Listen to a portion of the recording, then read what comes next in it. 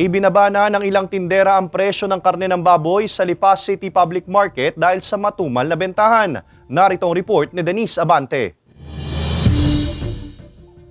Halos wala pa raw nababawas sa 36 na kilong karneng baboy na paninda ng 61 anyos na si Emma sa kanyang pwestong ito sa Lipa City Public Market kaninang umaga. May 2 linggo na raw niya itong nararanasan kaya naman nagbabawas na siya ng pakatay. Pag may tira, tinatapa, yung longganisa, yung ganun na. Para hindi masayang, may puhunan kasi din dito.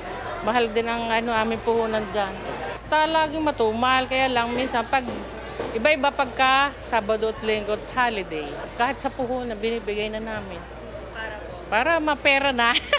Bagamat wala pa ring pagbabago sa presyo ng karning baboy na naglalaro sa 320 to 340 pesos ang kada kilo, matumal pa rin daw talaga ang bentahan sa pamilihan. Malakas na kompetensya sa merkado at sa labas ng pamilihan ang nakikitang dahilan ng pamunuan sa pagtumal ng benta. Ang nakikita ko pong dahilan kasi nagusbungan po yung mga meat shop dito sa paligid ng market.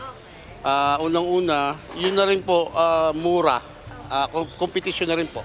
Ang mga karne na mabibili nyo dito sa public market is dumaan sa meat inspection sa NMIS at pangalawa, fresh po ang inyo kahit medyo pricey. Sa kabilang banda, kaliwat kanan naman ang mga mamimili sa pwestong ito sa pamilihan. Taliwas ito sa nararanasang tumal ng ilan. Kahit wala raw kasing paggalaw sa presyo, mas ibinababa pa ng tinderang si Lorna ang presyo ng kanyang paninda. Madami kasi kami magkatay.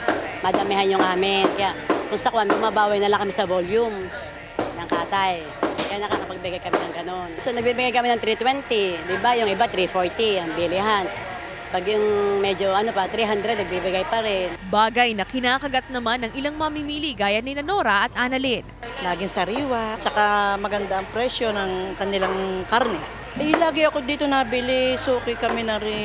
Sana yung dati na lang na presyo, para naman maabot namin. Dito po makakasigurado kayo na laging bago yung mabibili niyong ulam.